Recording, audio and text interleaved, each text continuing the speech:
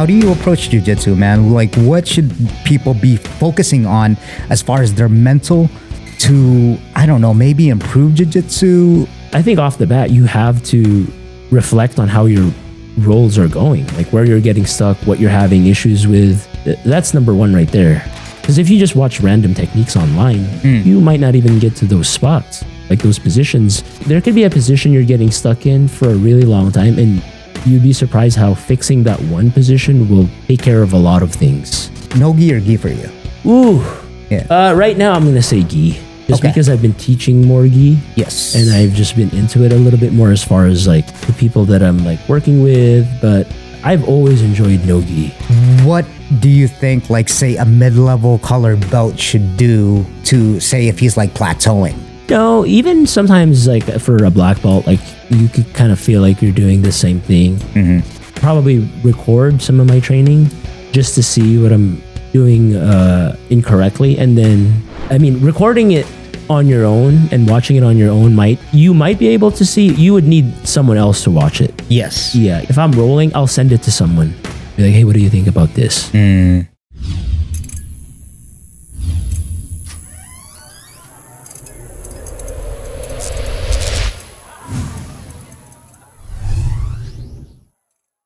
Yeah, me and Sarah were just talking about how, Sim didn't want to roll today because he didn't want to get scuffed up. I was like, wait a minute. Yeah. Me and my video guy, Adam, were like, this is a MMA I know, yeah. jiu-jitsu podcast. Yeah. So what's up, Sam, man?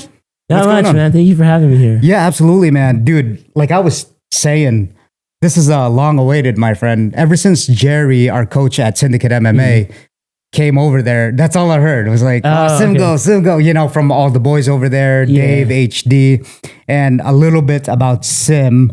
We'll get into the history of it is now Sim Go Academy, which is right here in Vegas. It's next to Syndicate, pretty much, right? And can you explain how you went about, with you owning with Mark Lehman, maybe give us a little bit of a history of how you ended up getting or taking ownership of that gym. Yeah. So this was 2010, my senior year of college. Yeah. Mark moved to Texas with Team Takedown guys. So Johnny Hendricks, Jake Rochelle, they had a Shane Roller, a couple of those guys. And so when he moved there, he was going to close the gym down. I was actually going to go with him. To Texas? Yeah. Because he needed they needed people on the staff, like basically like assistant coaches. So two other guys went and I was going to be the third one to go. I ended up just staying and taking over the gym.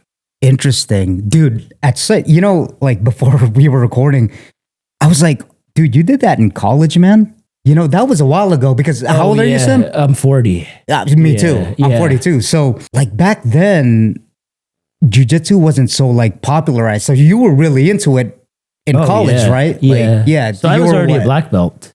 Damn. College, Really? Yeah. How long were you doing jiu-jitsu for before then? Like how long did it take you to get your black belt? Because I'm sure you trained religiously, right? I would say 7.5 years. 7.5 years? Yeah. Because I don't know if you remember some of the gyms before where there was an option to only train twice a week. No, I don't remember. Yeah. So initially when I started training, it was just going to be me that was going to train. And then my older brother wanted to train too.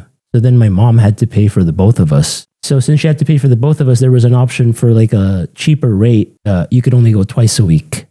And so she was like, well, since both of you guys are going, then I have to pay for 2 memberships. We'll just do the twice a week for both of you instead of me doing like an unlimited.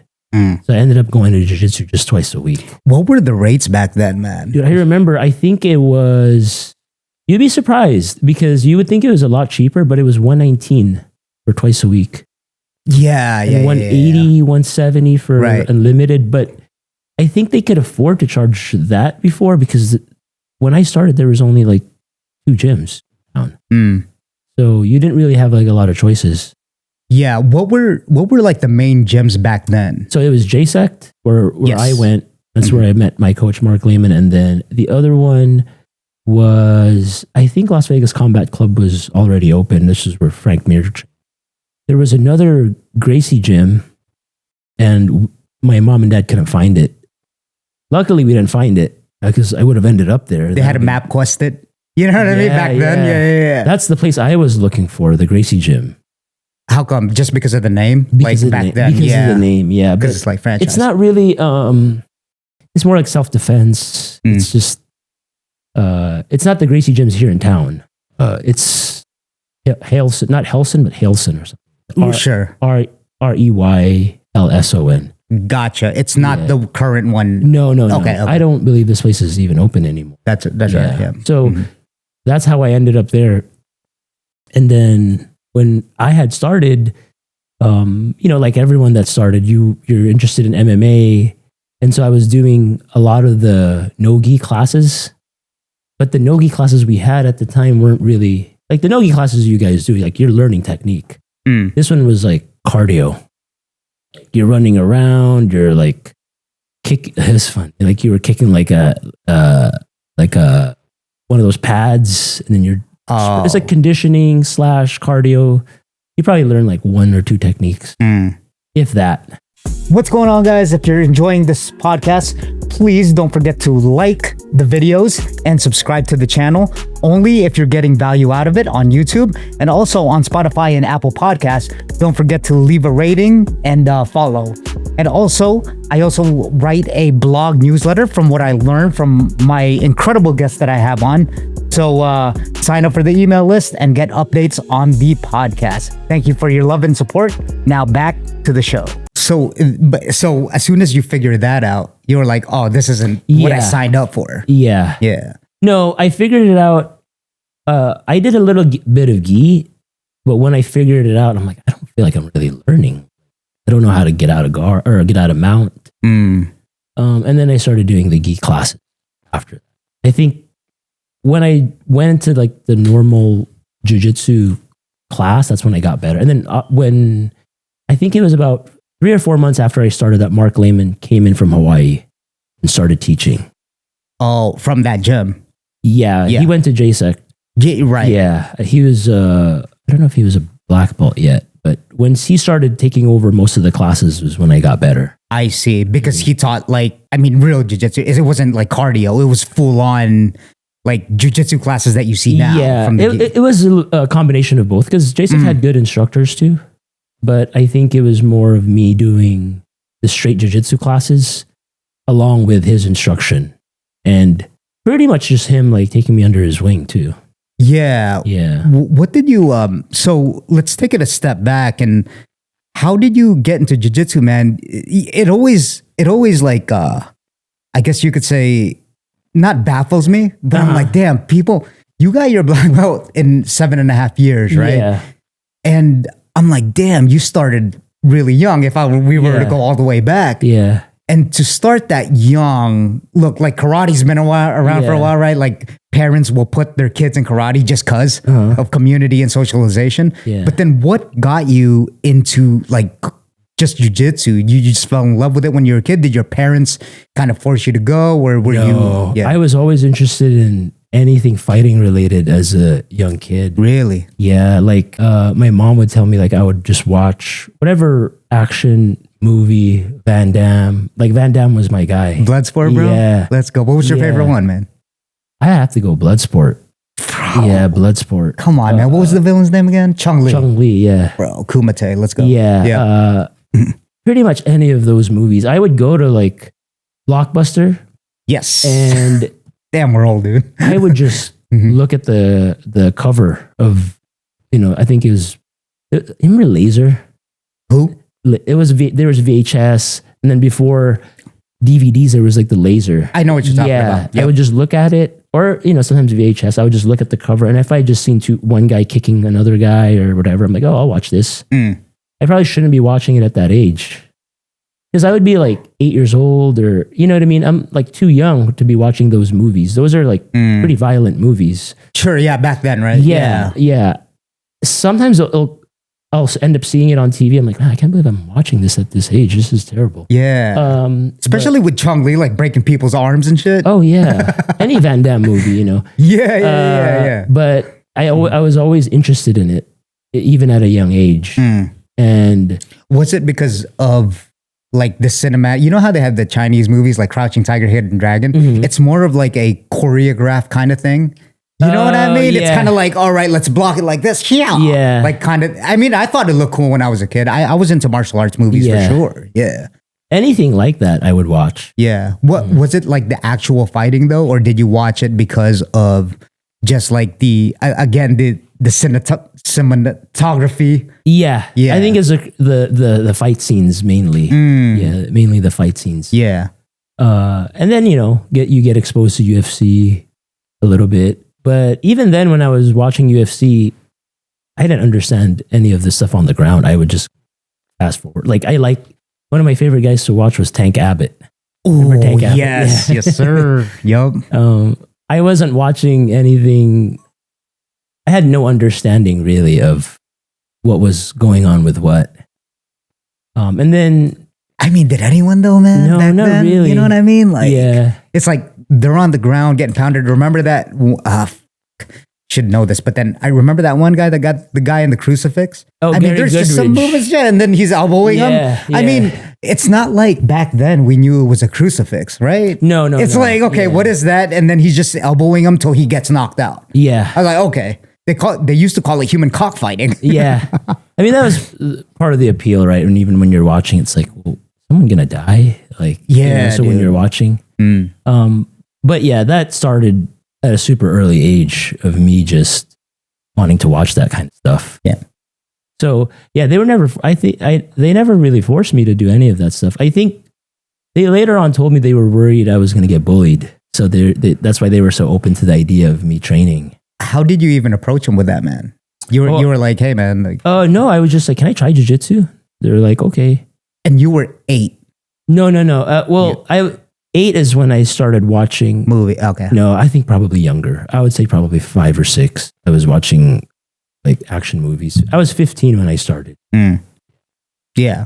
And that was like the appeal that got you into jiu-jitsu pretty much. Yeah. Well, I mean, because those things like blood sport isn't really like grappling heavy, right? No. So it's like Muay Thai, right? You had the karate guys. Yeah, like my favorite scenes to this day is when Frank Dukes was fighting Paco and they were exchanging kicks to the body. Yes. They had their hands up. yeah.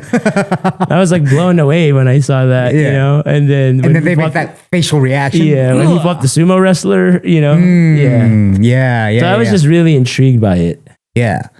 So after that, your parents took you to Jason. Yeah. And then you just went all the way from there. Yeah. You were just like, oh, I love this. Oh, when I first started rolling, like I remember the first time I was rolling, I felt like, what is this? Like I was like, hey, tell me about it, man. I was like blown away, Yeah. What made you feel that way though, man? Like, were you like, because in the beginning, right? Yeah. And especially nowadays with newcomers. Yeah. I mean, there's so much to jiu-jitsu that they have no idea what they're doing. And I think that's when the majority of the people quit because they're like, this is too confusing, and they don't want to give it a shot. But back then, what really intrigued you, because, you just said like, oh, this is like, this is kind of crazy. Yeah. What intrigued you about that? I mean, because you didn't know anything, you didn't know how to do jiu-jitsu. No, like, what was it? I think it was just the movement aspect of it. It's just sort of what I like about it changed through time. In the beginning, it was just more of, you're pretty much just roughhousing with people, right? So it's like, oh, this is fun. You get to choke somebody. And then as I started training, it was more of the problem solving that I really, really liked and thinking through things. So I was just so like obsessed with it when I started. I would be in school thinking about it. And then before, they didn't have YouTube. There's no Instagram, obviously, so you can't really watch any technique. Instructionals, like we would have to go to Barnes and Noble, and I would have to look at a book. Oh, that's I would interesting. like have to flip through pages. Bro, you actually did that? Yeah. Wow. And then Grappling magazine, like I had a subscription to Grappling magazine. There was this newspaper called Full Contact Fighting, and it's just like a subscription based like newspaper, but it was martial arts, it's jiu-jitsu, MMA. I had a subscription to that too. So I would just be looking at techniques all the time. those magazines, dude, I'm kind of getting a feel now of like pretty much when you were a kid and this is what kids do, right? We get obsessed with things and then we kind of go all the way. Like we're so curious. And now I'm getting a feel of like how as a kid you were obsessed with grappling. Yeah. Man, that's crazy, man. So we'll go from there. So you went to Jason and then you said Mark Lehman had came in the middle of when you were already there. I remember I started after Easter because I was trying to get my mom to get us signed up sooner. And she was like, after Easter for some reason. I don't know what was going on after Easter, but I think she was just trying to delay it a little bit. Yeah. And then Mark Lehman came in, gosh, maybe like a few months after that, because the very first Grapplers Quest was October 2000. I think I remember it was October 7th, 2000. And BJ Penn was on there. Mark Lehman won that tournament. And that was my very first tournament. It was a few months into training. Oh, interesting. Yeah. So, man, let's transition into that because you were competing, right? You won ADCC. The trials. The trials, North. And then when did you decide to start competing at like what age? Well, as soon as you're like eligible for it. What's going on, guys? Thank you for tuning in, and I hope you're enjoying the show so far. I hope that you're getting a lot of value out of it. Just a quick announcement: I started a YouTube and Patreon membership for you Speakeasy Squad listeners out there. So for YouTube, just click down below to join, and also for Patreon, I'll post a link down below so that you could join for you Spotify and Apple podcast listeners out there. What you get is behind the scene footage and early access to podcasts, some pictures, photos, and whatever behind the scenes shoots that we do. So click the links down below, and all the proceeds, actually all of it goes into this podcast. So to enhance productions, to get bigger guests on, all of it. So thank you for your love and support. And now back to the show. Yeah, well, so they just made an announcement in the gym, like, hey, there's going to be a competition, and if you guys want to sign up. And I remember I'm like, okay, I'll do it. And how old were you? 15. 15, okay. And they were nice enough to tell me, like, yeah, go ahead and do it. So I was in the teens division.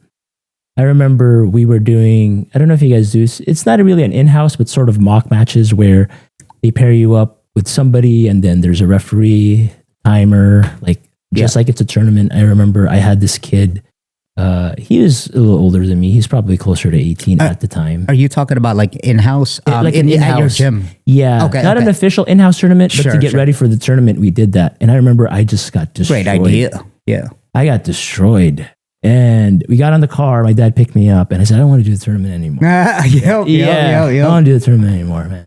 I was kind of, pouting a little bit. He goes, well, you're upset, so I'm going to give you a little bit of time to think about it before we don't sign you up. And then I still ended up doing the tournament. Of course, of course. I wish I could find the footage from the tournament, because when I competed, I didn't know what people wore to the tournament. So, because in class, rash guards didn't really exist back then. Yeah, so maybe I should have clarified that a little bit for like the audience. So it was no-gi. It was no-gi. Grappler's Quest was no-gi only. No-gi. I believe the first Grappler's Quest. Yeah. Interesting. And then they implemented the gi. That's a weird one, no? Yeah. Because the gi is like so old school. I know. Yeah. Maybe I'm wrong. Maybe there was a gi division, but I swear, I think I only did no-gi. Like, I think I would have done gi had there been a gi. But because you see all the MMA fighters, they wear the tights. And so I bought the tights. You mean like the short tights? Yeah, but I'm like chubby, I was a chubby kid. So I'm like 15. I put the tights on, no shirt.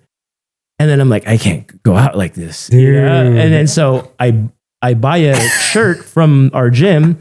I throw the shirt on top of the tights, but the shirt's long. And then so it looks like I look like a chick going to bed, Yeah. Like an oversized shirt. Like like an oversized shirt. And I looked like I had no pants. Oh, God, man. You're like twerking. Yeah. I'm ready to twerk. Dude, and then I beat the first kid. The second kid, I actually go against an MMA fighter, like in the teens division. Really? Okay. Yeah. How did that feel, because, something just came up when you said that, right? Because there's like MMA, like kind of grappling. Oh, you can kind of tell, right? Like, correct me if I'm wrong, but there's people that are in MMA, and obviously I go to Syndicate, so I roll with, a bunch of them. There's that aggressive, like, go type. Yeah. And then there's that jiu-jitsu guy, I guess, quote unquote, that's like more flowy, but then he could turn it up. You know what I mean? Like, it's so weird. Like the MMA guys have this strength grip, right? And then they're just going. Do you agree with that notion? Yeah, for sure. You can kind of tell a little bit if, like a wrestler, right? If you're going with a wrestler, you could tell. This is not always the case, but I think oftentimes you could tell if the MMA fighter like goes to jiu-jitsu class to do jiu-jitsu and learn jiu-jitsu versus just to try to not get submitted. You can tell by kind of how they roll a little bit. How so? Is it because the flowy kind of thing that we mentioned? Probably a little bit flowy. Yeah, that a little bit more offensive, maybe. For sure, less defensive, like actually going for stuff. They're not just kicking you away and getting back up to their feet. Oh, interesting. Yeah. That's interesting because it's like a habit of theirs, right? That's the way they're like programmed. Yes, right? yeah. To kind of go. How do you, so sticking with that, and then we'll get back to the competitions. How do you deal with that personally for you when you got like a really aggressive guy, and let's just say like a wrestler, right? Yeah. What's your methodology on dealing with like guys with strong grips and they're like a D1, D2 wrestler? You know what I mean? I feel like when I started training, most of the guys or a lot of the guys I trained with were those type of guys. So I think I was just used to it. I was never really thrown off by it. Now you see more of, you can see a little bit more of a difference now because obviously there's IBJJF now and then there's a lot more jiu-jitsu tournaments. So there's kind of that separation with people that are mainly competing in jiu-jitsu versus MMA fighters.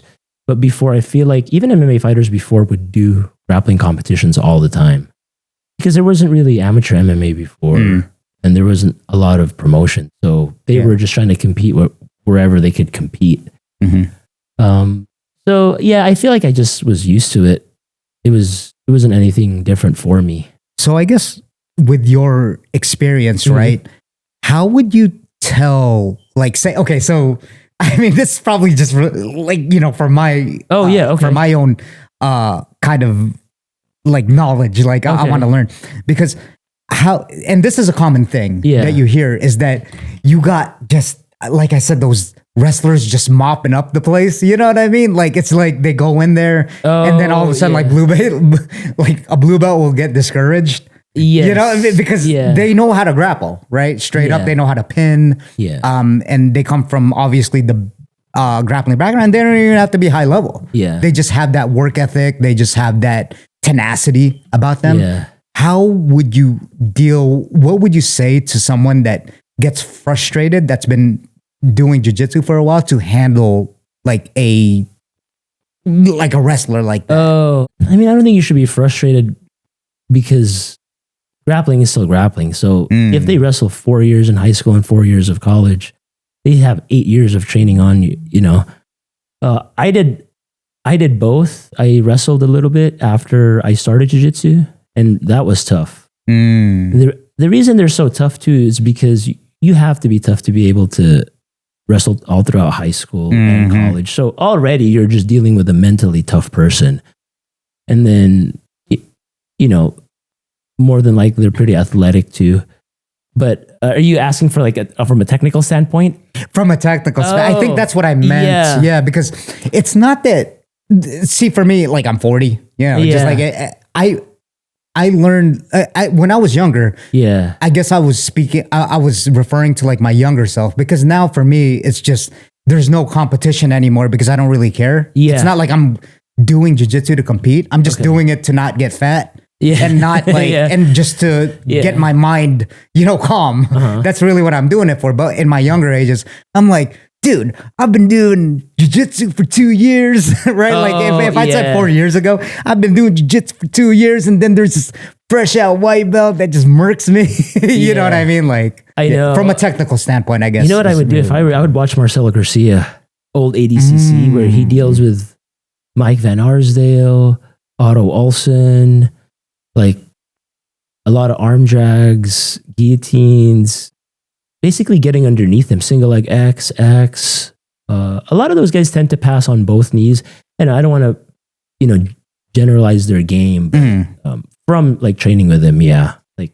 You mean when they're playing jiu-jitsu, they go on their knee? Yeah, I noticed that, man. Yeah, that's sort of like the MMA style passing where they're on both knees and then they're shoving you away, and that's where butterfly guard comes in. Why is that? Because is it like a wrestling thing? Is it part of the sport? They're in the habit of that, or I don't know. Is what they revert to? I mean, I wrestled, and there was basically that position doesn't exist in wrestling where one guy's on his butt, right? But I think it's more of a defensive posture for them, or they're just trying to stay away from you. I feel like they're doing sumo, where they're just shoving you away. Yeah. It's more of a natural like instinct, right? Yeah. Like when they're doing it, they're like kind of. Yeah, I went against so many of those guys. That was probably like half the matches I had were MMA fighters or wrestlers, because I did a lot of nogi competing, and so you would always be going against those guys. Oh, interesting. So something stuck out to me there and this is probably basic principles, but then like say for like guys like us, meaning, we're a smaller stature. Yeah. You said get underneath them, right? Yeah. And so can you go a little bit more into that? Like, getting underneath them. Yeah. Because you can off balance them easier. Yeah. Yeah. Like, so there's a few different ways you could sweep the guy, right? You kind of have your classic, and if we're talking about nogi, kind of like, say for instance, like a scissor sweep or a bump sweep. Those guys are going to be pretty hard to sweep with something like that. Their base is going to be pretty good. But if you start to get underneath them, which means like your hips are underneath theirs. So like I said, X guard would be one of them. Single leg X would be another one.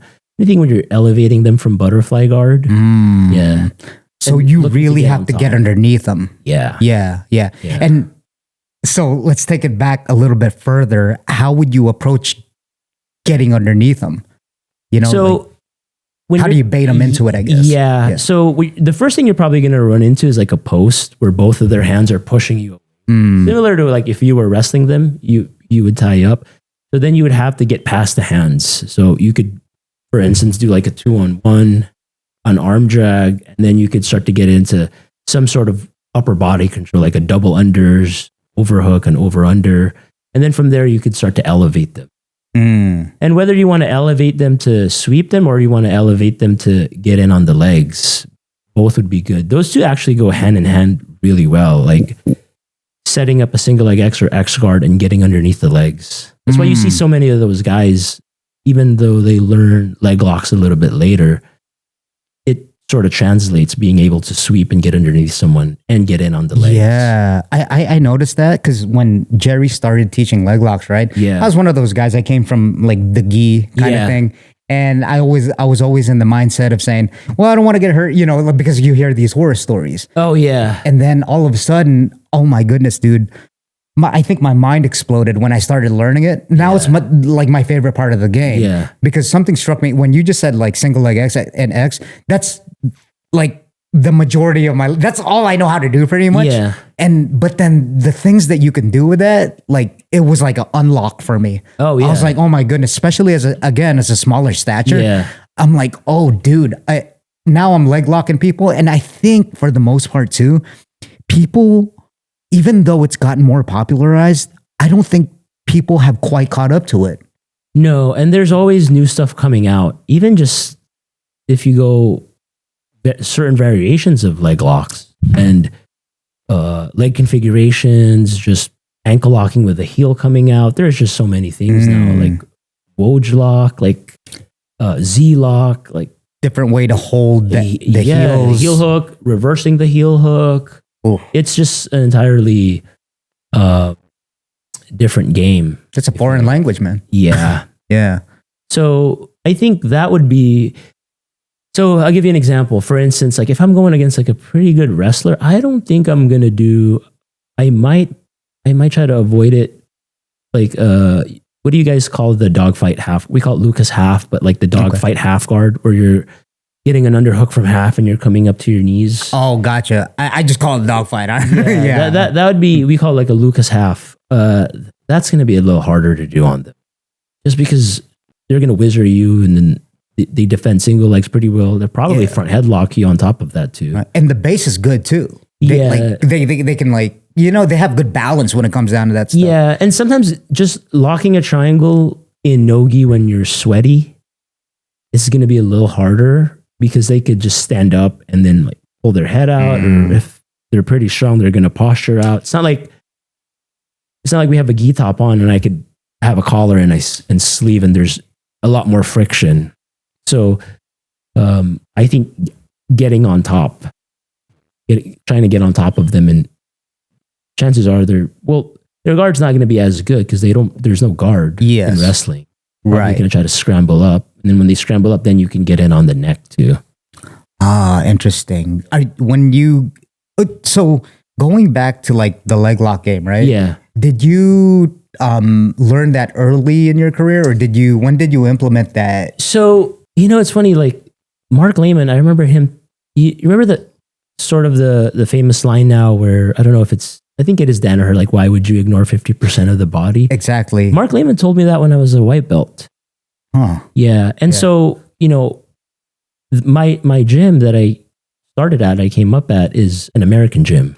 So it's not like run by a Brazilian instructor. Which means that, because I think it's frowned upon. It's frowned upon. Yes. That's, literally. Yeah.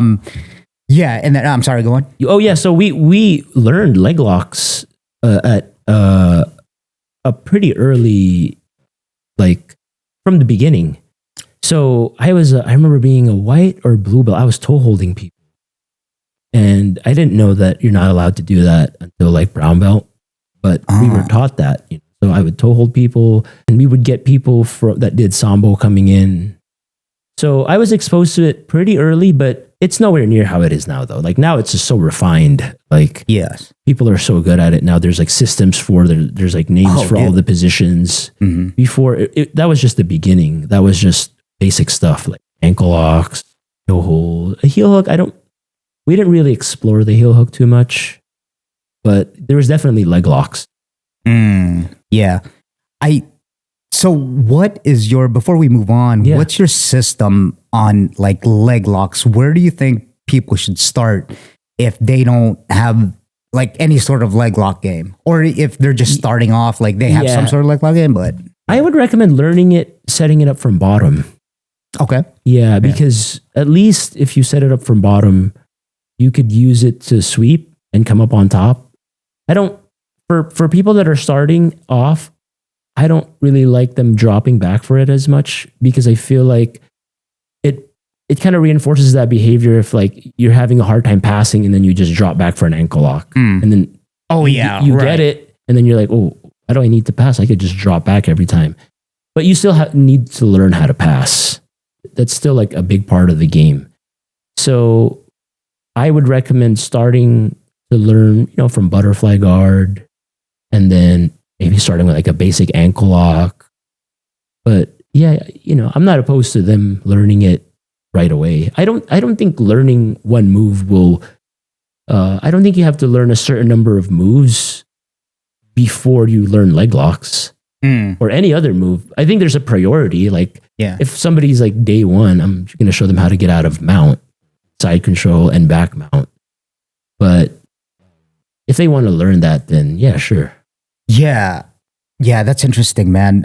So since you do run that school, how do you keep people like safe and like newer people? And they'll see that, and then they'll kind of, how do you like manage that, I guess? I think just informing them, just telling them, like, chill, dude. that this is pretty dangerous. That number one is tapping like early enough, and then telling the person who's applying it to do it in a controlled manner. But that goes for all submissions.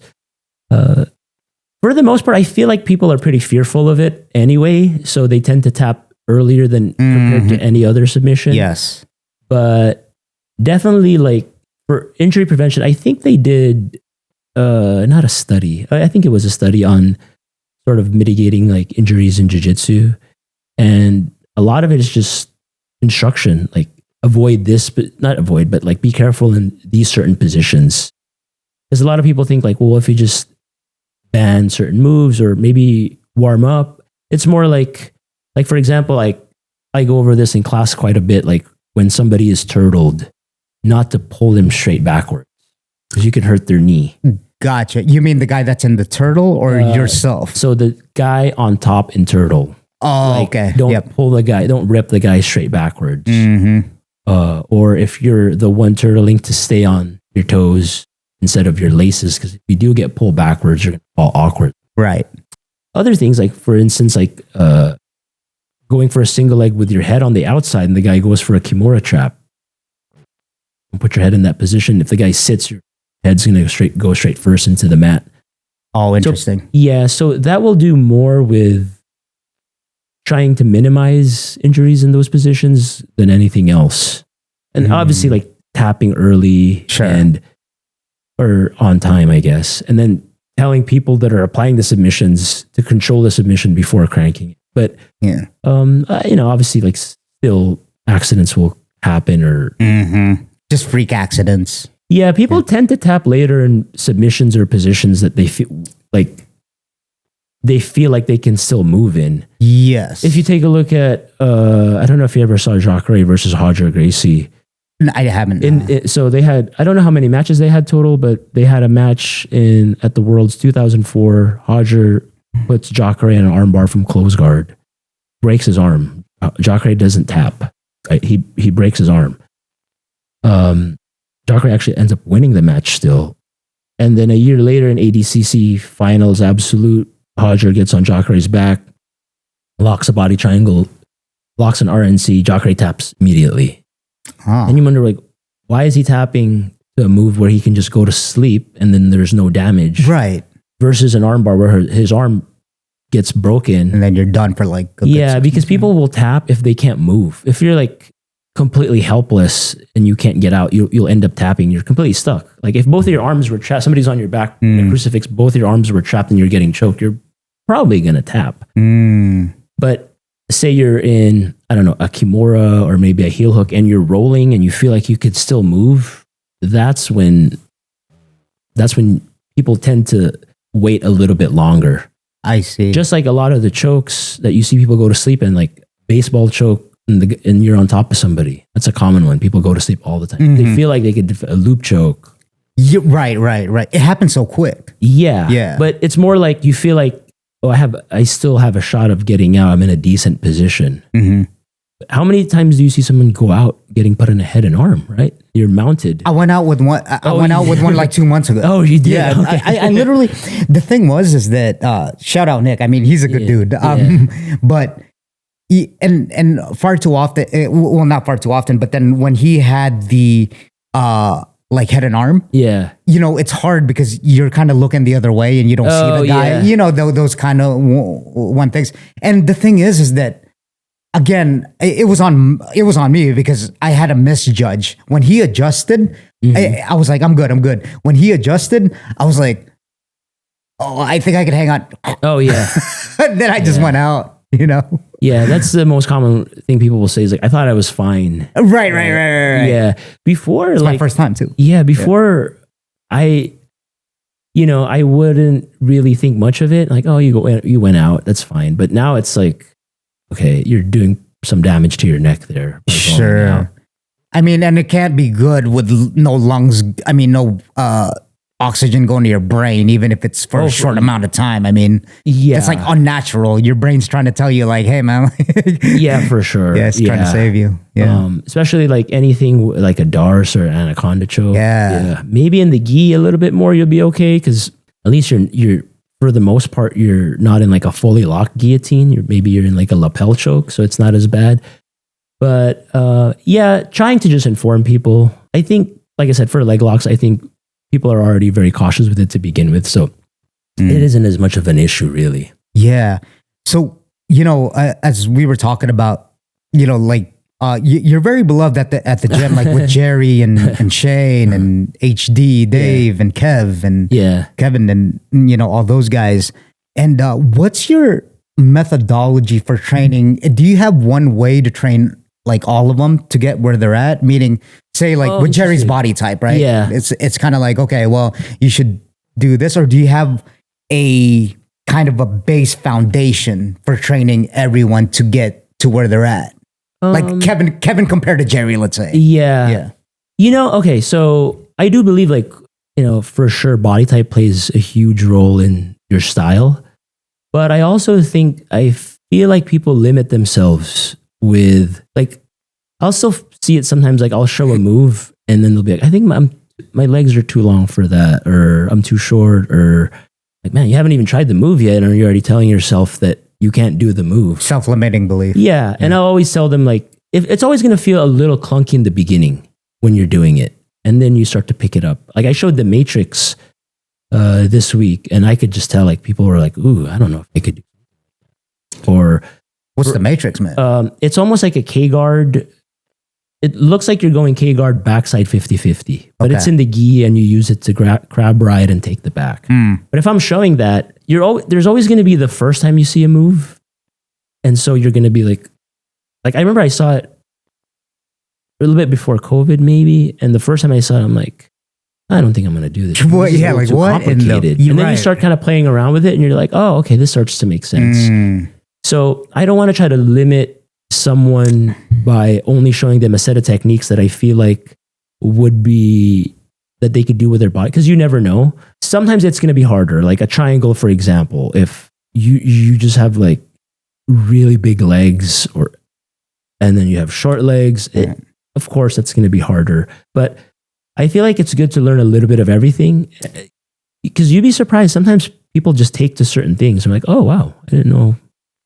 Like I show this arm drag from like knee shield position, and a lot of guys will say like, oh, I'm too tall to do that. And one of my other black belts, Rodrigo, I'm like, he's taller than you and he does it. Right. That's so interesting, man. And then they're like, well, he's a black belt. Well, he wasn't a black belt before. Yeah. So, dude, that like strikes a chord. Dude, that's such a great point. Is the like, you don't think you could do aspect? Like, it's like an identity kind of thing. Yeah. It's like, and then you never attempt it. Yeah. Right? Like most people go throughout their jiu-jitsu careers and just life in general without just, oh, I'm this, I'm that, so I can't. Right? Like it's so cause and effect kind of thing. Oh yeah. Or they say like, I just learned slow. Like, well, you're seeing it for the first time. So it's just going to take a second. Right. I do find that now compared to before, I think, and maybe it's just the society as a whole, I think people are a little bit more impatient now when it comes to picking up the skill and learning actual jiu-jitsu. Instant gratification stuff? That, and I think just comparison. So maybe they'll see someone that, wow, so-and-so got his white belt or blue belt in like 4 to 5 months or 6 months, or somebody got their black belt in this quick. So well, how come I'm not learning as fast? But before when I started training, you could maybe compare yourself only to the people that were at your gym. You're not on social media seeing somebody like they got their black belt this fast, or they got 3.5 years. I know, right? I mean, that's, even for now, that's like a selling point for, I'm not going to say who it is, but certain influencers will market or sell programs that how to get your black belt in under 5 years. Oh yeah. Dude. You know what I mean? Yeah. It's more, I think what's going on is more of a status thing, right? Because when they get their belts, it's like, oh yeah, I'm a blue belt. And listen, I think for the majority of people, that's why they kind of join jiu-jitsu. But then some people, they end up just liking jiu-jitsu. Like they get addicted because it's fun as shit. But some people, that's when you start sussing them out, because it's like, wait, how long does it take to get a purple belt? Oh, I still get those phone calls all the time. Like, if I start training now, how long would it take me to get a blue belt? Wow. I mean, I even had someone before ask me for a black belt, like straight up, like, what do I need to do to get a black belt? No Can I get a black belt this week? You know, and legit like wanting to get one. Like I've been training. I'm like, dude, bro, what'd you say? What was your response? So I'm like, I mean, Jerry and Shane, I don't know if Shane was there that day. Jerry was there that day. This guy was like, I've been doing MMA and this and that. I think he trained with us a little bit with Mark. And he was like, I need to get a black belt, you know? He was a little off for sure. A little bit eccentric. And I was like, I can't give you a black belt, dude. Like you gotta, you're a white belt. Like just start from, dude, no way. Just start from where you're at. He's a big dude and he had fought, tough guy. And then it's funny because he was like, well, how about we roll for it? That's what he said. That's what he said? Yeah. And you could just tell he was just off the head. How long was this ago? I want to say maybe 2012, maybe. Okay. 2012. Okay. It was at our downtown location. Okay. Yep. The hood. So yeah, that's what he said. He's like, how about we roll for it? Whoa. Yeah. So, I mean, you still get people like that, you know, and of course, dude. Yeah. I'm pretty sure. I'm not even surprised that it probably happens all the time, honestly. Oh, yeah. Like maybe not phrasing it like that guy that came up to you and were like demanding it, but then I'm sure it's in people's thoughts. It's kind of like they dream about the black belt and wearing it and like feeling the, you know, they want to instruct people. Like, you know what I mean? It comes with it. Yeah. They feel validated. Exactly. And people get really, really caught up with that. Funny enough, that guy actually, he did join for a little bit after that, you know. I think it's one of those things like, is because it's so cliche. Like it's not about the belt, man, it's about the journey or whatever. Or it's about like the training or the experience or learning. And somebody could hear that, but they're not gonna, it's not until you get it, the black belt, and then you're like, oh, okay. Like for me, I never worried about it. I didn't think about it, but for some people, I think they almost have to get the belt and then realize like, oh yeah, it's not about the belt. 100%.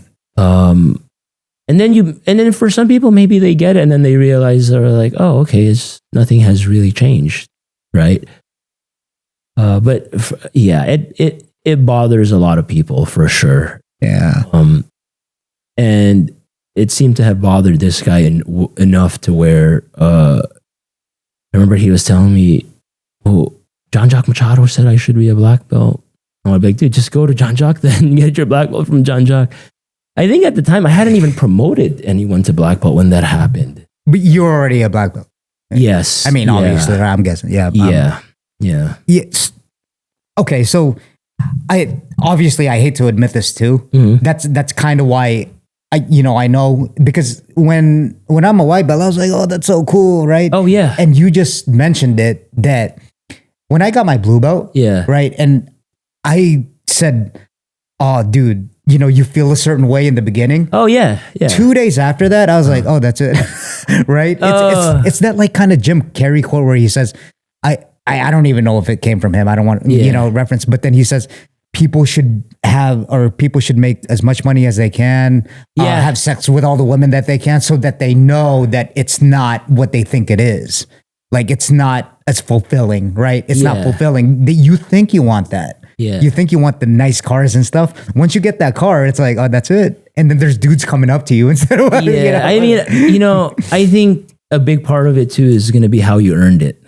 And if you feel like, because you would know really if you deserved it or if you felt like you earned it, right? So say for instance, you're kind of, maybe you're pissed off that you haven't gotten it yet, and then you find someone to give it to you. Maybe I'll just ask this guy.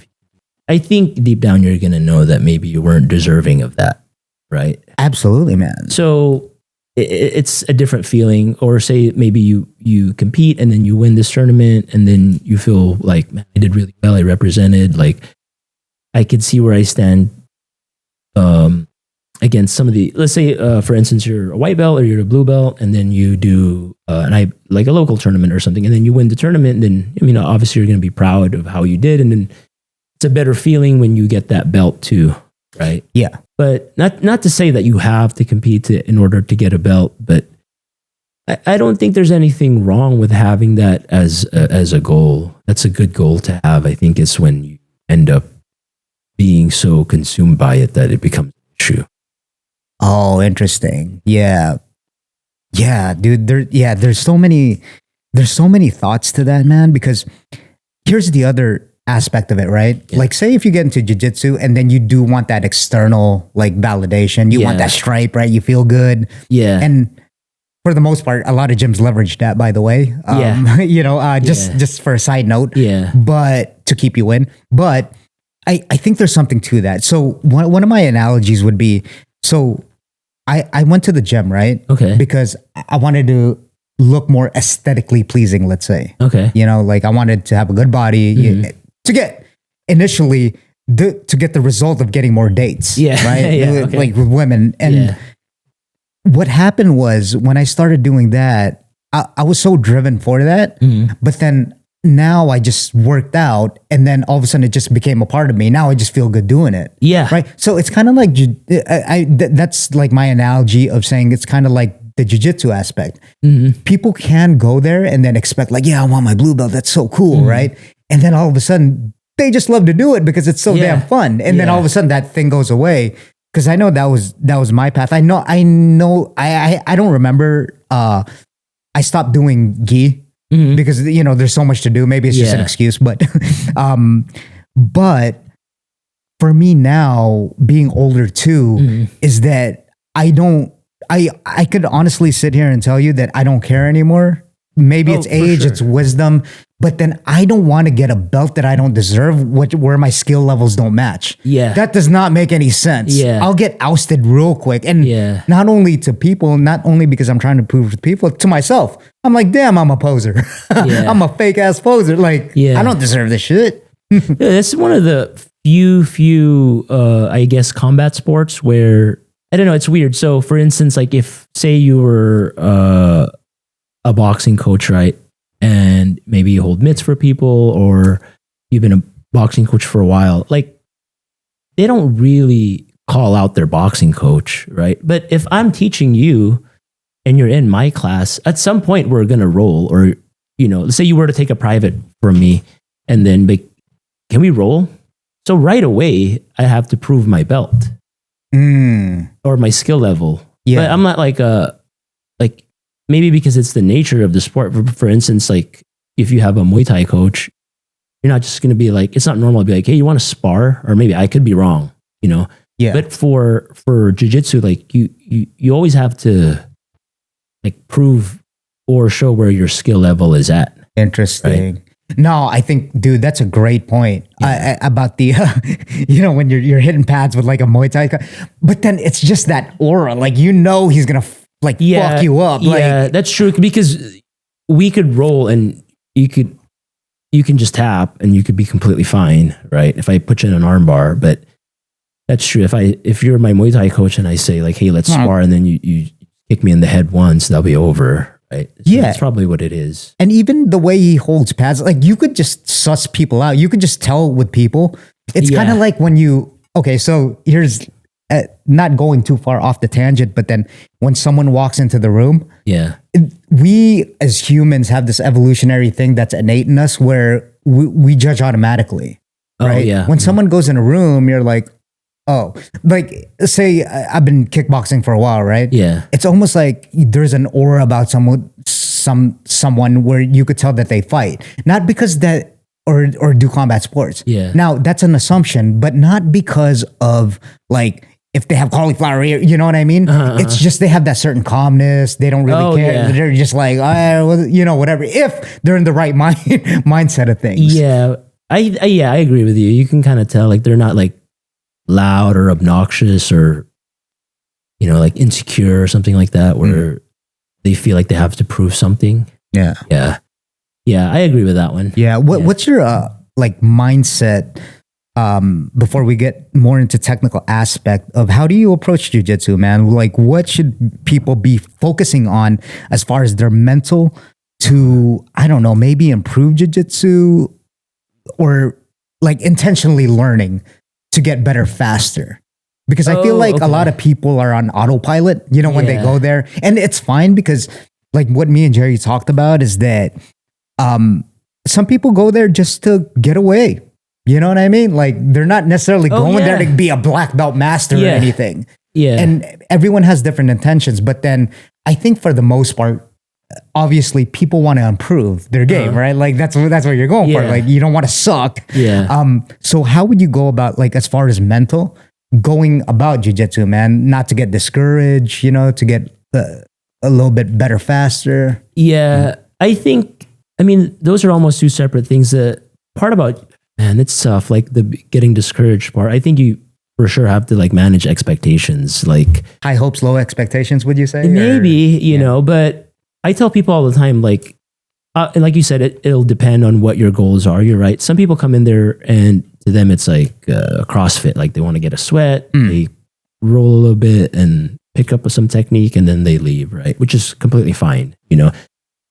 Socialization is one of them, right? You see your buddies, you make friends. Yeah. And then I think as far as what you're asking, let's say you're the type of person who's a little bit more focused on like the technical aspect of it or getting better. I think off the bat, you have to reflect on how your roles are going, like where you're getting stuck, what you're having issues with.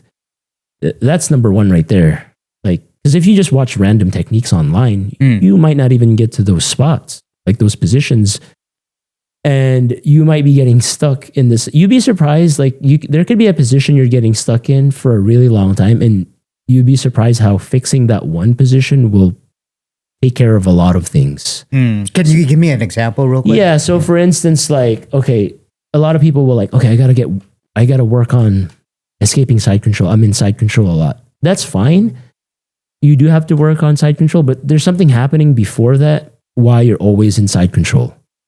You're getting passed too easily. And then so you wonder, okay, like what am I doing? Why am I getting passed so easily? That's what you have to address. So it could be a number of different things. Maybe you're not re-looping the right way. Like you're just pushing with your arms. So someone's getting around your legs and you're just straight benching, trying to bench them off. You're not moving your hips and your leg, your feet are, your foot's on the mat instead of like high legging over. So you don't know how to re-loop. And then, so that would be a step, one level. And then before that, maybe you're not anchoring the guy. So you're not grabbing their ankle when they're standing up and then they're just running around your legs. Maybe you could re-loop in a decent manner, but you can only do that for so long before the guy keeps trying to Toriando you and eventually you get passed, right? So for some people, I think they're focusing on the wrong things. They're like, okay, I got to get out. Say you get good at escaping side control and then you escape side control and then you get passed again. You're like, damn, I'm always in side control. Yes. Yeah. So now you haven't really fixed the bigger problem, which is your guard retention. So that would be an example of it. So you're saying take a step back even before what your problem is. Yes. Yeah. Right. Like there's a problem before that problem. I guess you could say. Yeah. And there's always going to be a technical solution to things and a right answer. Because I know some coaches will just be like, you just got to want it more, or you just got to not trying hard enough, or I mean, they just give you like a bunch of sayings, like, you know. You sure? There is there is like some truth to that, I guess, sometimes, but there's always going to be a technical answer to the question. That's with someone's having an issue with. So you have to be able to reflect on your roles. Now it's going to be hard because I get this all the time. Like somebody will ask me a question, like, this is what the guy was doing. And I'm like, what? Let me see. And then I'm like, I don't think that's what he's doing. It just doesn't make any sense. And then like, why don't you record your role with that guy and see what happens? And then when they record it, I'm like, oh, see, this is what he's doing. And I'm like, oh, okay. I thought that's what was happening. So when you start to record some of your training, or you could just grab a coach and be like, hey, this is where we're at. We're going to roll. Can you just watch? And then you're like, oh, this is what's happening. Oh, interesting. Yeah. So you got to correct those basically either your bad habits or the spots where you can't get out, or you're not reacting the right way. And then you got to fix those. So I guess what I'm hearing you say is that a couple methods that you could do that is have a coach watch you from a third, like from a bird's eye perspective, third party point of view, and then record yourself. The recording yourself, that one I completely agree. Yeah. Because, sometimes I'll record myself too, even whether it's Muay Thai or Jiu-Jitsu. Yeah. And then I think I do really, really good. I watch the video back. I'm like, oh my God, what the? But sometimes the reverse could be true. Like you think that you did bad and then you're like, oh, it wasn't that as bad as I And thought. that's usually the case, Yeah. right? When you do bad, you actually do good. It's like a backwards law. But we have a tendency to not want to watch, like, if we're doing bad, we're not going to want to watch it. Like, Yeah, it's like, that's disgusting. Yeah, like, yeah, I don't know if you want to watch this, right? Yeah. And then you want to watch the ones where you win too. You're going to learn, you're going to see a lot less mistakes from that, right? So I think that's big right there. Just positional sparring is super important too. Like, for people that don't know positional sparring, can you kind of explain? Because I think where you're trying to go is that it's kind of like live drilling, right? yeah. So you're starting from a specific position, say front headlock, or half, or something like that, and then you try to pass from there. They try to sweep, try to escape something. But like, I think a lot of people have this idea that if they just go with a bunch of higher belts and get beat up on a daily basis, that they'll get better. Yeah, it's not really. That's not really true. I think you'll get tougher for sure, and you'll get more accustomed to seeing different things. But just the act of getting beat up isn't gonna somehow just immediately make you better. There's no, and again, what I'm understanding from you is that there's no intentionality, right? You're just getting beat up.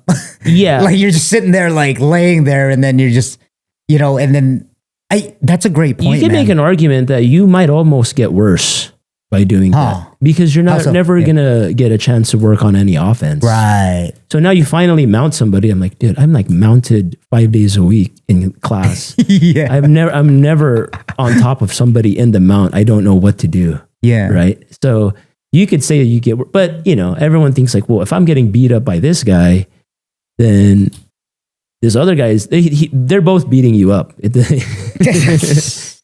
But I mean, you are probably it's gonna make you mentally tougher, and you're gonna be more comfortable in those positions. But as far as skill acquisition, I don't think it's gonna do as much. Yeah, you're also like kind of diluting yourself. Like it's delusional a little bit when you like say, because that's a great point. I'm glad that you brought that up, because that's a thing. It's like, oh, I'm getting beat up, I must be getting good. I think that's a great point. It's like, wait a minute. If you're not moving around, you're just laying on your back, and then you're just like trying to defend like the RNC choke, right? Yeah. And then you're just staying in that position, not taking off the hooks or being proactive. It's like, wait a minute, what are you really doing? I could try to deadlift 600 pounds every day for the next 5 years, and as soon as the bar's not going to move, and if I deadlift like 500 pounds, it's still not going to move. I'm still in the same place. Sure. But if say I were to start at like, I'm a beginner and I start at my body weight and then I add a little bit each time, that would serve me a lot more than just trying to pick up the heaviest weight immediately. Okay. So what would be so going back, I guess, to the question, what would be your suggestion? Again, like to body types, right? Yeah. Obviously, there might be some certain adjustments that you do. Yeah. What is your, let me ask you this actually. What is your style of like jiu-jitsu? How do you personally approach it? Yeah. I think it's changed quite a bit, honestly. Competing a lot before versus, maybe once a year now, or not that much. Mm-hmm. Before I think jiu-jitsu was to win competitions, and now it's just to get like a deeper understanding of most positions in general. So for example, like I did a lot of X guard, half guard, butterfly guard as a competitor, and now I'm trying to understand more. Let's say something maybe we didn't do as much: close guard, double sleeve, like spider guard, lapel guard. So now I'm trying to, because I want to be able to, at the end of the day, teach it to everybody. I want to start to like learn it too. Oh, okay. So if I want to teach something, I'll try to learn it online, and then I'll start playing around with it. Yeah. In training. Sure. And then once I get a better understanding of it, then I'll start teaching it. Mm-hmm. But as far as, personal style, I would say try to get on top and then either get to the back or get to pass and get to a dominant position. Are you more of like a pressure kind of guy, or are you a side to side kind of like move laterally? You know, before laterally, just like trying to leg drag somebody or toreando them. As I've gotten older, I feel like more now it's kind of a little both now, like pressure. Yeah. Pressure. Yeah. What do you like doing more? Is there one or two, or you just implement? No, I like them both. Yeah. I like them both. Yeah. I get satisfaction from both, I would say. Yeah, I'm sure you do. Yeah. I mean, it all meshes into your game, right? Yes. It's like you can't, it's almost like now you can't have one without the other because you need both to kind of like, maybe? Exactly. Like you can't just pass one way. You can't just, I'm just going to pressure pass. It's like playing guard, right? You can't say like, because I tell people this all the time too. Like, I feel really comfortable with half guard. Well, what are you going to do if he stands up and passes? Right. You can't really play half guard anymore. Or another example with De La Riva. You like De La Riva, and then the guy passes on both knees. Now there's no De La Riva. There's no reverse De La Riva. You can't even get him into that position. Like, there's no way. So that's why you have to be able to play. It's not to say like you have to be good at every single type of guard. You could just be proficient at a few and then be great at one or two. But the more types of guard you could play, the better off you're going to be. Yeah.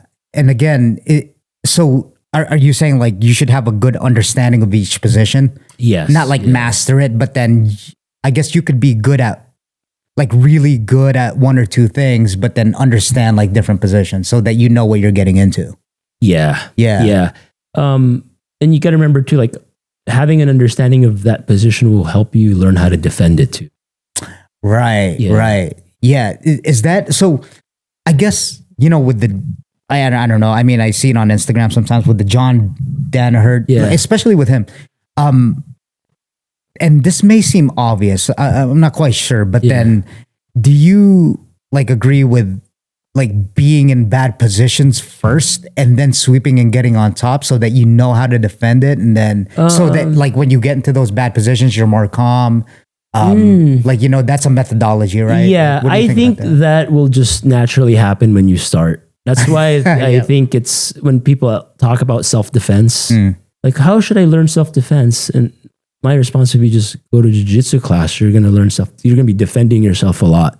That's going to be like the first, I mean, if you're lucky, 6 months, people are going to be on top of you. You're mounted. You're going to feel claustrophobic. You kind of feel like you can't breathe. They're on your ribs.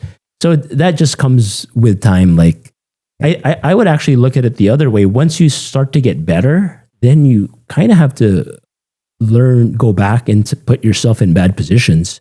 You've been training for like 5 or 6 years. You might not be getting in as many bad positions as you used to. That's true. Yeah. So now there are certain high level guys, they get into a bad spot and they can't get out because they're never there. Because they're always on offense. Right. Yeah, but then say you take like a purple belt. I bet you like any purple belt from like a super competitive gym, they can probably get out of some bad position because they're there a lot. They're probably training with like good enough black belts that their black belts are like putting him in that spot. And then they're training with like their level or lower belts for them to go on offense. Yes. Yeah. Oh, that's so fascinating. I mean, if you think about, say, unless they're putting themselves in those positions, like really, really good guys, they might not get there as often. They're still getting there, but yeah. Right. So, man, so you really have to be intentional about like what you're doing. Right? Yeah, and it's going to be a balance because sometimes, like, if you're so intentional with everything, it can take the fun out of. You're right. Because there's days where you just want to come in and you just want to like roll with your buddies. Yeah, it's harder to go on a flow state. Yeah, right? Like not think and just roll. Yeah, and there is this happens to some guys too that I teach. You could end up overthinking things too, where you're just so like too in your head almost. That you can't really react to certain. It's just going to be a balance. You have to be able to react to things. Yeah, like it's like analysis paralysis. You're like kind of overthinking. Yeah, Right. and the more choices you have in a particular position, the longer your reaction time is going to be. Damn, you're right. Yeah. That reminds me of this is like completely off the this probably didn't even it's like having a Cheesecake Factory menu. There's too many options. It's like which one do I and then it I gets do you like stuck. Cheesecake Factory though. Yeah. What's your favorite dish, man? I like the cheesecake. The Reese's? I think it's s'mores cheesecake. Yeah. All right. Dude, so why did you so I looked it up a little bit and why did you kind of are you more focused on the gym of why you competed less the past 2 years like you said? I mean, I haven't been competing as much for a long time now. You know, sometimes I think about how much I really enjoyed it versus me doing it just because that's what everyone did.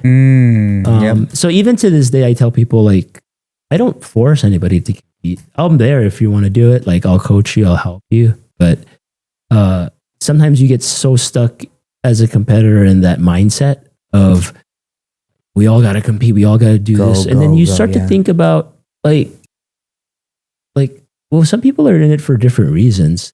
Like I started going to this Olympic lifting gym just for fun, just to learn a little bit. And some of the guys that were there, like, you ever think about competing? You want to compete? And I'm like, no, I'm just kind of like, this is just a side quest for me. I'm just learning this is for fun. I don't want to get hurt. Yeah. I don't want to get hurt. I enjoy it. I don't want to be too sore for when I go to jiu-jitsu. And I'm not really trying to have it take up too much of my time. I enjoy the technical aspect of it. I enjoy the workout, everything. And it kind of like almost was like, whoa, this is probably how some people feel about competition, you know? But for me now, as far as like competing less, you know, I'm having a lot more fun rolling. Just trying different things. Yeah. When you're competing, it's like you kind of have to get the hard rounds in. You have to be zoned like in. intentional about learning certain positions. And then, I mean, naturally you're going to want to do well. So now you're going to do some conditioning on the side. And I like coaching people too. I have a lot of fun. Why do you like coaching people? I like particularly. So for one, I mean, it's nice to see everyone get better. But I think one of the things I enjoy about it the most is if let's say I'm helping somebody that's getting stuck in a position. I might not even have the answer to it, but we kind of figure it out together. I'm like, oh, let me start there and see what I would do. And then it's like, you feel like, you know, obviously not going to feel like you cured an illness, but you know, something like that. You're like, oh, I discovered something, or I enjoy the problem solving aspect of it. Yeah. So since you do run a business, right? And I've come to find out, okay, so it's kind of like this. It's like coaching and training are two different things. Oh, you know yes, what I mean? Yeah. So what's your balance like? Are you, let's say as a gym owner, there's like certain boundaries, I guess, of being a gym owner and then actually rolling in class. How do you find that? Do you like being number one, do you like owning a jiu-jitsu? Oh, yeah. Yeah, for sure. Yeah. And then on the other part of it, I guess it kind of coincides, but then does it take up a lot of your time to run the business, or does it take up a lot of your training? Like, is it hard for you? It's going to be harder. It's going to be harder to just train because, say for instance, you have somebody that's maybe in their first week, or they don't, you want to make them feel welcome. You want to make them feel comfortable. You don't want to, I don't want to just like start rolling the whole time. And this guy is like, especially if they don't know anybody there, they're like walking in, they just joined, they're like looking around like, what do I do? Where do I go? Like, who do I roll with? I mean, social anxiety too, right? They don't feel like a part of the crew. Yeah. So there's that. But then also like people want to roll with you too. Yeah. And it's also a challenge to have people enjoy the class and have fun versus teach them something that they should be learning, right? Because once you get to like blue belt, or maybe even before blue belt, what's everyone's favorite part is rolling, right? Yeah, that's probably everyone's favorite class is the class where we're just rolling the whole time. Sure, right? Yeah. If I say, hey, let's go over side control escapes for like an hour, everyone's gonna be like, dude. Yeah, that's when everyone like sits around. Yeah, you're gonna get better for sure. You're gonna learn, but I mean, you had a long day at work. I mean, you just want to have fun. You just wanna roll. It's like if me and you are like, I like basketball, but if I go to the gym, I'm going to have fun if we play pickup. But if somebody's like, hey, let's shoot 100 free throws so our free throws get better. I don't want to do that right now. You know what I mean? Like, I just want to poop, you know? Yeah, exactly. So it's the same thing. Yeah. So you kind of have to like sometimes sprinkle that in a little bit. And some people enjoy like a lot of instruction. And some people are like, I just kind of want to roll. You know? Yeah.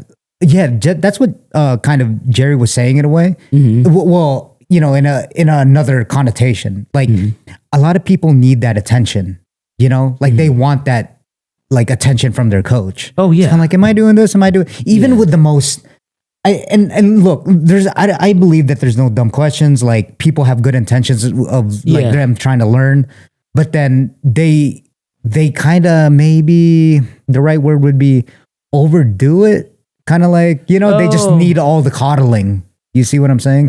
Yeah, that could be true, but I do feel like some people are just more analytical than others. Okay. Because I get like that sometimes too. Like if we have like a high level guy come into the gym, using a seminar, I have a lot of, I have it written down.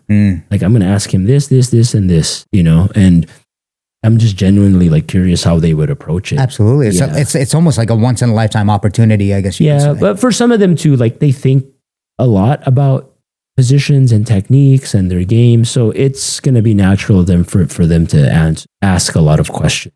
Yeah, right. Yeah. Sometimes people don't even, then there's people on the other end of it where they don't even think about anything. They're just coming there to just scrap, right? They just want to like some hard rolls. Yeah. I mean, like you said, that's the most fun part, right? Oh yeah. It's the majority of the time. It's just like, oh, let's get to going. Yeah. I mean, when you think about like, for some people like that maybe aren't happy with, we have enough, I think, rounds, but for some people like, man, I'll hear it too. Like people from maybe visiting, like, it's cool. Like the place I train at, but we only rolled like twice in the class. You know, if I tell the class now that, hey, tonight we're only rolling twice or in the morning, everyone's like, what the heck? Right. We're only going to do 2 rounds. Right. Yeah. It's like, what? You know? Yeah. You know, that's also a great point because with HD Dave, right? He runs the, I've been going to his class like 7 a.m. on Thursday, and we do a lot of drilling, which positional drill, you know, positional drills. But I love that because I know that it gets you better. Yeah. And technically you're pretty much rolling, right? Even though it's drills, pretty much live drills. Yeah. But at the end, there's this one time that we didn't roll. And then I was actually going to suggest maybe if we could get 2 or 3 in. I'm not one of those guys. Like I'm not the one to complain. I don't really care, to be honest. You know, I'm kind of go with the flow kind of thing. Yeah. But then it would be nice to get like 2 or 3 in. So for the guys that, you know, want to get intentional, or not even for the guys, like, you know, it's just getting at least 2 or 3 rounds in. Yeah. Other than just like expecting, like what we were talking about. If you expect to go in there and then it's kind of like, I don't think I've been to a class where we didn't roll. Yeah. Honestly, like I couldn't think back to where I attended a jiu-jitsu class and then it was just like, okay, we're done. It's like, wait, where's the rolling part? Yeah. I mean, you got to sprinkle it in if you're the one coaching. You got to be like, so for instance, on Fridays, we do Fight for Your Life Friday. So we choose like starting in bad positions. I mean, it's not really that bad. The guy's on your back, mounted, but we always end with at least 3 rounds. I mean, you're technically rolling the whole class. You're going live, but at least towards the end, we'll do 3 or 4 still, right? Because that's what people enjoy doing. And at the end of the day, you have to still enjoy training. Of course, yeah. It's like that, and that's not a knock on you, Dave. It's just I think we just got too caught up in the drills, and his classes are fun as shit because those, like I said, those live positional drills, they're technically rolling, right? If I start on the mount and then we're going live and they're trying to get out, that's rolling. Oh yeah, it's like all right. Well, I mean that, but then I think with what you were saying, at least the way I feel, people want to play their A games too. They just want to freestyle it. Yeah. Right. They're like, I don't want to be on the bottom of the mountain. What the hell? You have to enjoy training, because if you enjoy training, then you're gonna stay in it longer. Yeah. Sometimes I'll do like, we'll just start rolling right away, and then I think we did this yesterday. We rolled right away, and Tuesday, and then stop the class halfway through, and whatever I see everyone kind of having a hard time with, we'll make those corrections, and then we'll go back to rolling again. Gotcha. Yeah. How often now are you okay? So, I guess on the business aspect, do you have other people like kind of going into the gym? I know this is like almost a normal occurrence, right? Yeah. That you have like your regulars that come in there you've known for a while. Do you have them come in and kind of like teach classes, or you know what I mean? Do you give them the keys to like? I do most of them actually still. Okay. And then I have Rodrigo does his 5 a.m.s, and then we have 5 a.m. Paul. One of my black belts, Ryan, they'll do like one of them does Tuesday night, one of them is Thursday night, and then Imani, he'll do the kids classes and Friday night. So I would say I still do like 90% of the classes I'll still do. Yeah. But I tell people all the time to go to their classes, and then also I let them structure the class that they want to, how they want to also. Sure. You give them that creative like freedom. Yeah. Because they might have a different way of putting the class together than I do. And that's good. Yeah. Right. It's like their own flavor. Yeah. You know, yeah. like, and yeah. Well, it's like, what's the point of teaching? If you know what I mean? It's so structured that. Yeah. Exactly. Like there's no, like, it's not like a hard curriculum. They'll ask me like, what positions have we been going over lately? And I'll tell them like, oh, we've been going over escaping back. Yes. Oh, okay. I kind of have a certain thing that I like to do. Yeah. So I guess my last question would be, no gi or gi for you? Ooh. Yeah. Right now I'm going to say gi. Just because I've been teaching more gi. Yes. And I've just been into it a little bit more as far as like the people that I'm like working with. But I've always enjoyed no gi, even when I started. Like now you'll see a lot of gi guys, like they don't do any no gi, or I guess vice versa, like no gi people that don't. But when I started, it was always both. Like it was never one or the other when I started. It was just both. Sure. Yeah. They kind of coincided. Yeah, I guess I go through stretches. Sometimes I'll go through a stretch where I'll kind of enjoy no-gi a little bit more, but there's more I think I've been curious about in the gi. Yeah. Okay. Well, I think that's a great thing. You know, like it's like, well, I mean, because nowadays they're like two separate things, right? Yeah. Like, yes, it's jiu-jitsu. But then, come on, man, we got the grips, like you're sweaty in the no-gi, and it's like completely two different things. Like, I mean, if the first thing I would do to somebody who has never trained in the gi, and like if I were to put him in a position, I'd probably put him in a leg lasso. Right. Okay. Or like some kind of lapel guard. They're like gonna maybe spider or something? A spider leg lasso or something. They're just gonna get pissed off immediately. I know. They're like puppets. Yeah, they're gonna be like, they're probably not gonna want to do gi ever again. They're getting stuck, or you just get like a patent grip that they don't know how to break. Right. You know. Or, dude, dude, yeah, it's like damn. So I definitely could see like the frustration there. But yeah, it is. And at the same time, like if you do a lot of no-gi, but like you go with another blue belt, maybe you're a blue belt no-gi, they're a blue belt gi, put them in a heel hook immediately, right? Right. You know, especially if they come from a traditional gi school where heel hooks are not used to it. Like, whoa, you know, Wow. So it's still jiu-jitsu, but I don't know if this would be a fair comparison with like, say, I don't know, maybe like Greco versus freestyle. I'm not sure, but it's like both wrestling, but there's subtle differences. You're right. Yeah. Different rule sets, different everything, right? Yeah, like maybe like there's restriction, you can't grab legs, something like that. Yeah. What would you, so final question. Yeah. What would you say about, I mean, these are pretty much general, but I'm sure people want to know because it's personalized to you. Yeah. I guess going back to the question, what do you think, like, say, a mid-level colored belt should do to say if he's like plateauing, right? Because it is a grind. Yeah. I know it's been a while. No, even sometimes like for a black belt, like you could kind of feel like you're doing the same thing. And so a few things, I would probably record some of my training just to see what I'm doing incorrectly. And then, I mean, recording it on your own and watching it on your own you might be able to see. You would need someone else to watch it. Yes. Yeah. Even for me, like if I'm rolling, I'll send it to someone. Be like, hey, what do you think about this? Like John Thomas, I'll send it to him. I've sent it to him before, but doing that, and then, man, you know what's something that I did a lot that helped me out was watching actual matches, like jiu-jitsu matches of picking somebody maybe kind of close to your style or your body type. Like I'm obviously not going to watch like Bushesha or something like that. Right.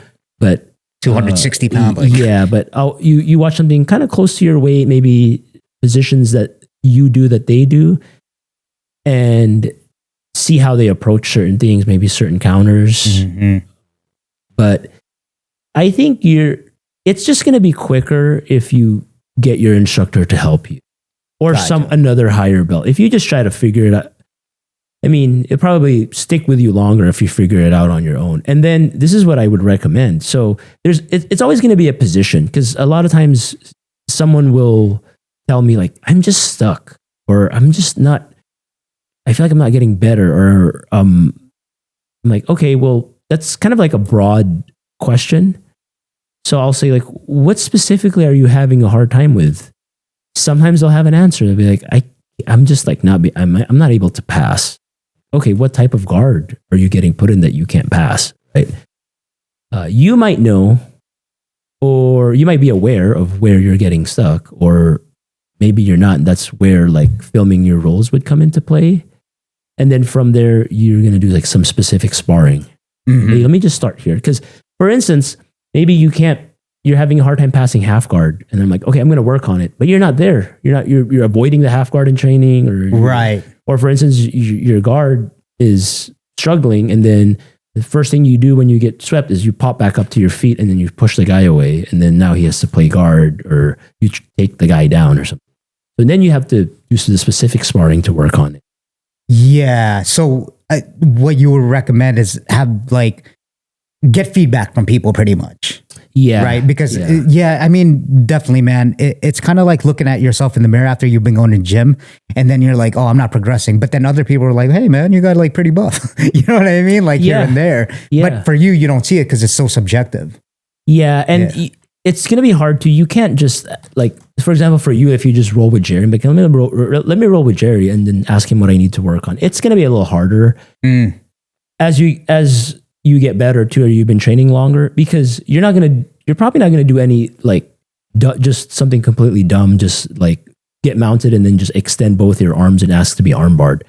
Sure. So if you're rolling with Jerry, he's trying to think about what he's doing too. So unless you're just making like a blatant mistake, it's going to be a little harder for him to make that correct. You'd benefit more if you say you roll with someone else your skill level and your size, and then you guys roll a couple times and then have him watch you guys roll. Right. Then he'll be able to point it out from the outside looking in. Yes, because he's not focused on all the other things like what he's doing, and because he's gonna be on your back. Yeah, right. I mean? And then he's like, "What did you?" I'm like, I'm on your back, dude. Yeah, right. Screwed already. Yeah, exactly, man.